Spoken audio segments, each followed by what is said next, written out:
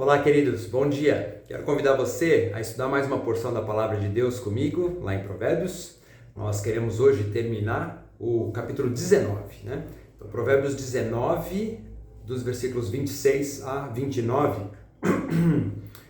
Vamos tirar algumas lições para nós desse trechinho aí da Palavra de Deus, esses 4 versículos. Mas antes disso, vamos orar, vamos já pedir para o nosso Deus entendimento, né, daquilo que nós vamos estudar nessa manhã.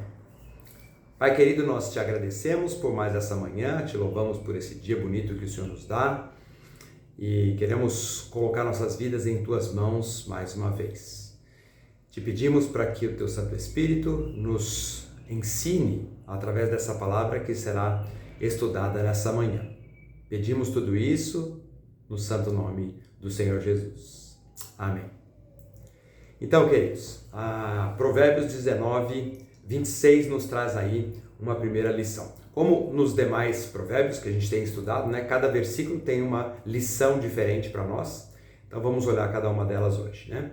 A primeira delas aqui é que filhos ingratos envergonham os seus pais. Veja o que diz o versículo, Provérbios 19, 26. O que maltrata o seu pai ou manda embora a sua mãe, filho que envergonha. É filho que envergonha e desonra. Então, a lei de Deus, ela pode ser resumida em 2 mandamentos. Amar a Deus, acima de todas as coisas, e ao próximo como a ti mesmo. Então, amor não é apenas não é o maior dos mandamentos, mas é também o cumprimento da lei e dos profetas, diz a palavra de Deus. Amor não é apenas uma das virtudes, é também um sinal distintivo do cristão verdadeiro, né? Amar ao próximo, amar a Deus. O amor é a prova de que nós somos convertidos, porque aquele que não ama não é nascido de Deus, diz um outro versículo, né? Porque Deus é amor. Também nós não podemos amar a Deus sem amar o próximo, né? Aquele que diz que ama a Deus, mas odeia o seu irmão é mentiroso, diz a palavra de Deus. E não há ninguém mais próximo do que os nossos pais, não é mesmo? A ordem divina, né, aos filhos é honrar e obedecer os pais, pai e mãe. Fazer isso no Senhor. Esse é o primeiro mandamento com promessa. A gente vê nos mandamentos, nos 10 mandamentos, né? Esse mandamento aparecendo, honrar pai e mãe. Então, os filhos que honram seus pais têm uma vida longa e prosperidade, é a promessa do versículo. Mas um filho ingrato traz vergonha para os seus pais, é aquele filho que desonra a sua família. Maltratar o pai ou mandar a mãe embora, né, como diz aqui o versículo, é uma atitude condenável aos olhos de Deus, por causa da crueldade que isso demonstra. Filhos ingratos cospem no prato que comeram, porque os seus pais, né, investiram toda a sua vida para formar os seus filhos, né? Alguns abandonam, se distanciam dos pais quando eles chegam na velhice. E Salomão aqui diz que os que agem assim desonram a sua família. Como você tem tratado os seus pais, né? Eu sei que fases diferentes da vida nós temos relacionamentos diferentes com os pais, mas você se preocupa com eles? Você cuida, você tem um relacionamento constante com eles? Ou você tem, agora que eles envelheceram, tem deixado eles longe, você não telefona para eles, você não se comunica, você nunca faz programa juntos? Como você tem tratado os seus pais? Essa é a primeira lição que o texto aqui nos traz, o primeiro desafio para nós, né? Uma segunda lição do texto de hoje tem a ver com o aprendizado, e é que o aprendizado deve ser um exercício constante na nossa vida, um exercício contínuo. Veja o que diz o versículo 27, Provérbios 19, 27 diz: Filho meu, se deixas de ouvir a instrução, desviar-te-ás das palavras do conhecimento. Então, se eu paro de aprender, eu vou perdendo o meu conhecimento. Então, na escola da vida, né, ninguém se forma. Nós somos constantes alunos, né, e eternos alunos, né, até o final da vida. A cada estágio que nós avançamos, quanto mais nós aprendemos, mais nós percebemos que temos ainda muito para aprender, não é verdade? O sábio é aquele que reconhece que nada sabe, não é? O que nós sabemos é muito menos do que tudo aquilo que nós não sabemos, quando a gente põe na balança. Então, quanto mais nós aprendemos, mais temos a consciência de que nós estamos apenas na superfície dos assuntos. Tem muito mais verdade para se aprender. Só o inocente, né, ou o tolo, faz propaganda do seu próprio conhecimento, né, ou fica satisfeito com aquilo que já sabe.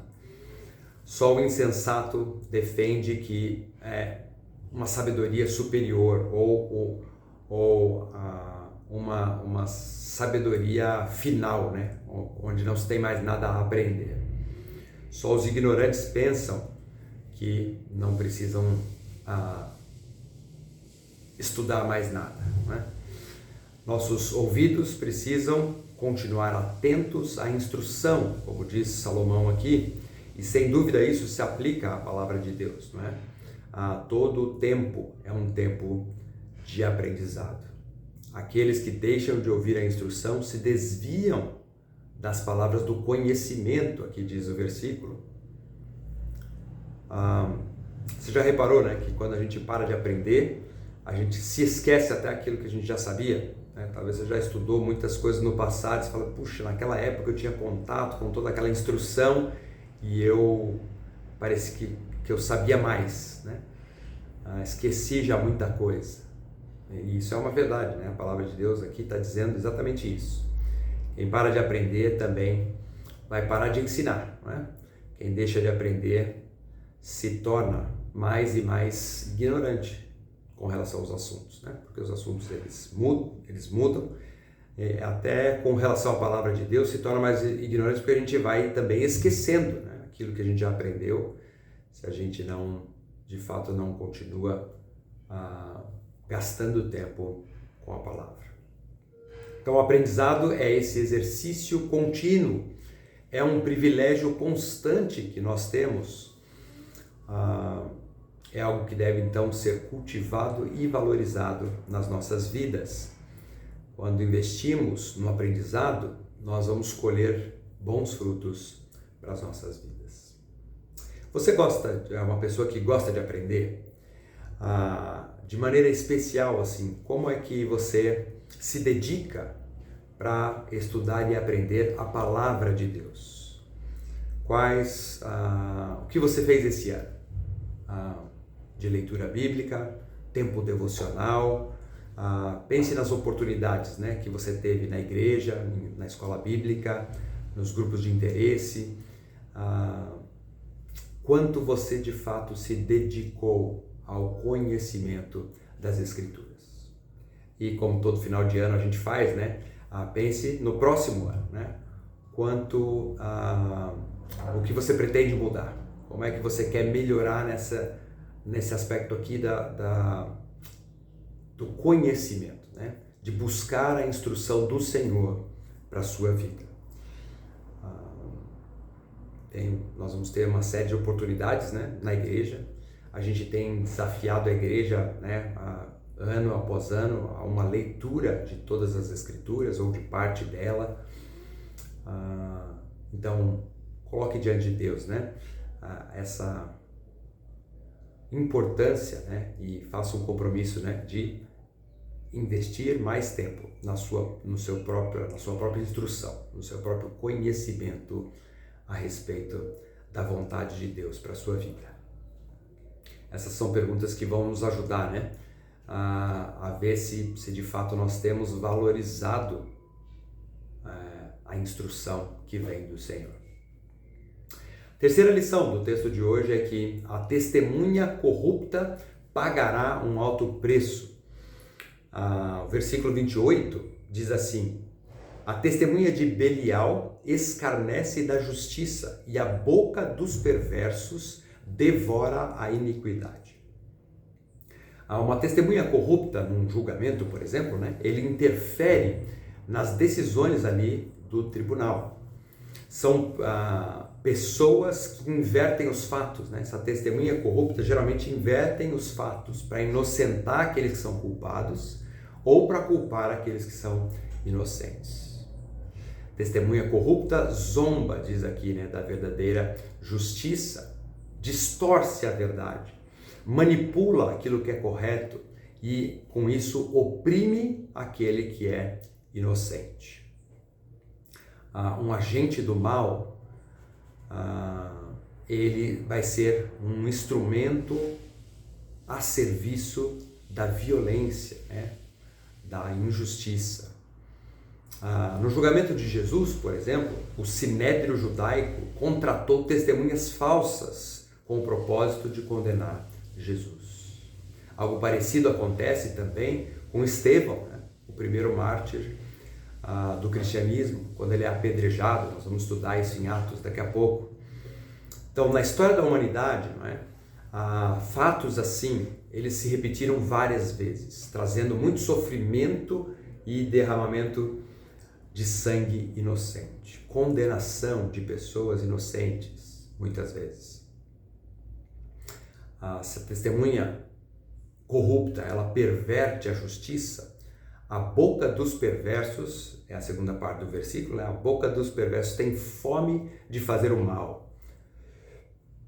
A língua dos ímpios é carregada desse veneno mortífero, diz Tiago, né? Quando fala a respeito da língua. Então, essas pessoas sem caráter, né, sentem prazer em destruir a reputação do próximo. Eles se alegram, né, com a desgraça alheia. Então, tanto a testemunha falsa, que é o início do versículo ali, né, que abre a boca para zombar da justiça, como o perverso, que abre a boca para destruir o próximo, são condenáveis aos olhos de Deus. Tanto um quanto o outro merecem o desprezo humano e a justa retribuição divina. A quarta e última lição que nós temos no texto aqui de hoje está no versículo 29, e é que a punição dos maus é inevitável. Né? A gente viu aqui na terceira lição, né, algumas atitudes que são condenáveis diante de Deus, né, da palavra de Deus. Nós temos então a conclusão desse capítulo falando sobre uma punição dos maus que é inevitável. Diz assim o versículo 29: preparados estão os juízos para os escarnecedores e os açoites para as costas dos insensatos. Nem sempre uma pessoa recebe a justa retribuição das suas obras no momento em que ela pratica a maldade. O ladrão que rouba, algumas vezes, consegue escapar. O corrupto que engana e rouba, muitas vezes ele se enriquece com isso. O mau juiz que engana para dar sentença injusta, quase sempre ele sai ileso. Porém, mais cedo ou mais tarde, a palavra de Deus diz, né? A verdade vem à tona e os maus não ficarão impunes. Aquilo que eles fazem na calada da noite, um dia vai ser mostrado, né, em plena luz do dia. Aquilo que eles fazem nos bastidores, as ocultas, né, longe dos holofotes, um dia vai estar estampado, né, nos noticiários da TV. A punição dos maus é inevitável, diz o texto, porque ainda que eles escapem de um juízo momentâneo, do juízo humano, jamais vão escapar do juízo divino. Os insensatos constroem então o seu próprio castigo, porque Salomão vai dizer que eles não ficarão impunes. eles tropeçam no próprio laço, diz um outro texto de Provérbios, né? O laço que eles armam para os outros. Eles caem na própria cova que abrem, né? Lembra daquela história onde Amã, né, construiu a forca para matar a Mordecai, e por fim ele mesmo é que é enforcado, né? Porque na sua própria forca, né, que ele faz para destruir ali Mardoqueu. Então, queridos, se você está passando por algum tipo de injustiça, se você percebe, né, que os corruptos prosperam, parece que estão ilesos, alguma situação, né, em que você realmente está sendo lesado e acha, né, que não haverá justiça para o seu caso. A palavra de Deus nos promete aqui, né, o contrário. A certeza que nós temos é que nós temos um Deus soberano e que cuida, né, de cada detalhe das nossas vidas e que promete, né, que o injusto será castigado, né? Deus trará justiça à nossa causa, né, às nossas causas. Por isso, né, no dia a dia, as dificuldades do dia, né, lembre-se disso, né? Descanse no Senhor, né? Quando você fica indignado com alguém que te enganou, alguma perda, algum prejuízo que você teve por causa da atitude de alguém corrupto, né? Alguém desonesto no seu proceder. Então, descanse no Senhor, né? Entregue nas mãos do Senhor. A palavra de Deus diz que a ira do homem não produz a justiça de Deus. Então nós somos chamados, né, por Salomão a descansarmos nessa justiça que o nosso Deus pode nos trazer, irá nos trazer, né, diz aqui o texto. Muito bem, então as 4 lições que vimos nessa manhã são, né, em primeiro lugar, filhos ingratos envergonham os seus pais. A segunda lição, o aprendizado deve ser um exercício contínuo em nossas vidas. A terceira, a testemunha corrupta pagará um alto preço. E por fim, a punição dos maus é algo inevitável.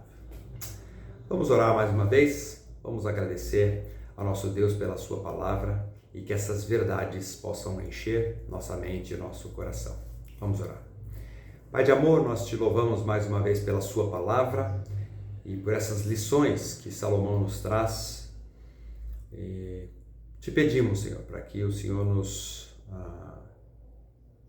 nos encha dessa palavra, né? Que essa palavra esteja viva em nossas mentes ao longo do nosso dia, da nossa semana, que elas contribuam, Pai, para o nosso crescimento no conhecimento do Senhor e dos seus planos para a nossa vida, e que assim ela também provoque transformações na nossa maneira de pensar, falar e agir, Pai.